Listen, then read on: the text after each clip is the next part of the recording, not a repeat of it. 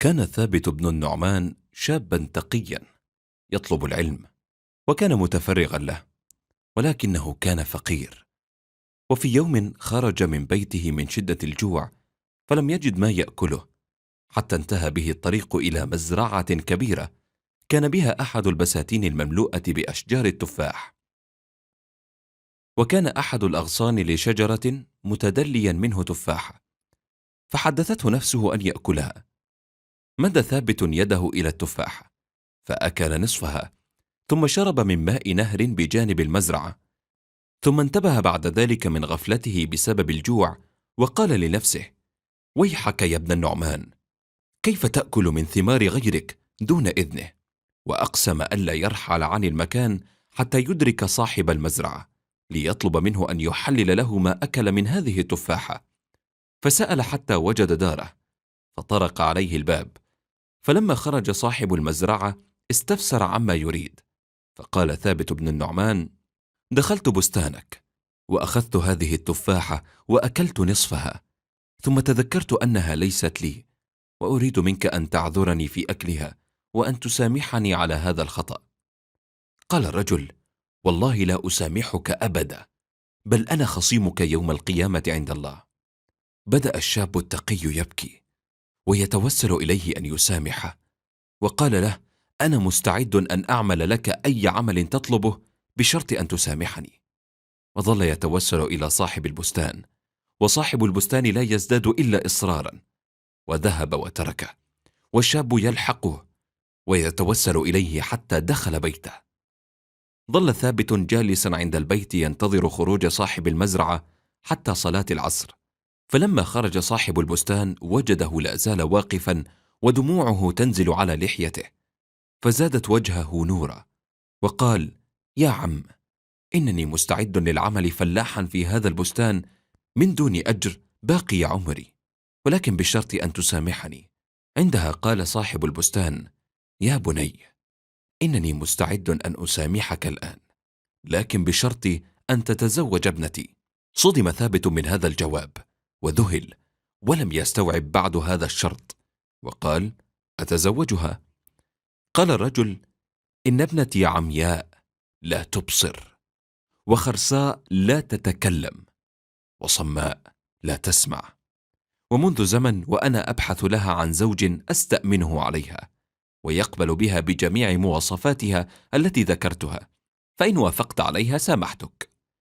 صدم ثابت مرة أخرى بهذه المفاجأة الثانية، وبدأ يفكر كيف يعيش مع هذه الفتاة بهذه المواصفات، خصوصا أنه لا زال في مقتبل العمر، وكيف تقوم بشؤونه وهي بهذه الحال. بدأ ثابت بن النعمان يفكر ويقدر ماذا يفعل في هذه الورطة، ثم علم أن الابتلاء بهذه المرأة وخدمتها خير من أن يأكل الصديد في جهنم جزاء ما أكله من التفاحة، فقبل الزواج وهو يحتسب الأجر والثواب من عند الله. ثم توجه إلى صاحب البستان وقال له: لقد قبلت ابنتك، وأسأل الله أن يجازيني على نيتي. فقال الرجل: بوعدك الخميس القادم عندي في البيت لوليمة زواجك، وأنا أتكفل لك بمهرها. فلما كان يوم الخميس جاء ثابت حزين الفؤاد، ليس كأي زوج في يوم عرسه، وتساءل: كيف أدخل على امرأة لا تتكلم ولا تبصر ولا تسمع؟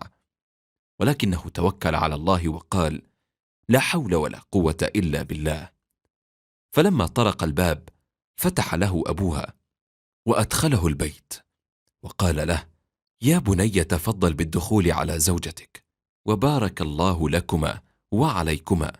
وأخذه بيده وذهب به إلى الغرفة التي تجلس فيها ابنته.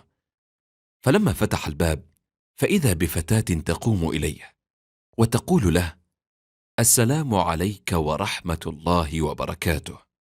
وقف ثابت في مكانه يتأملها في ذهول، وكأنه أمام حورية من حوريات الجنة نزلت إلى الأرض، وهو لا يصدق ما يرى ولا يعلم ما الذي حدث ولماذا قال أبوها ذلك الكلام.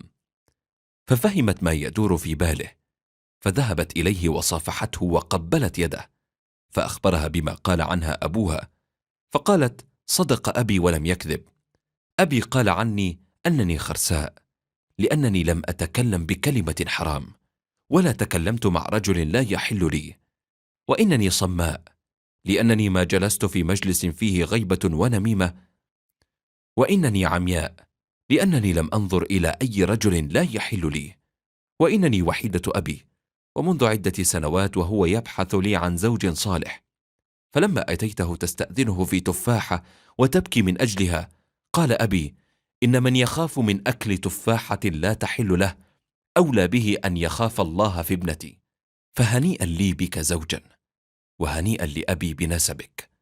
وبعد عام أنجبت هذه الفتاة غلاما كان من القلائل الذين مروا على هذه الأمة، إنه الإمام أبو حنيفة النعمان صاحب المذهب الفقهي المشهور.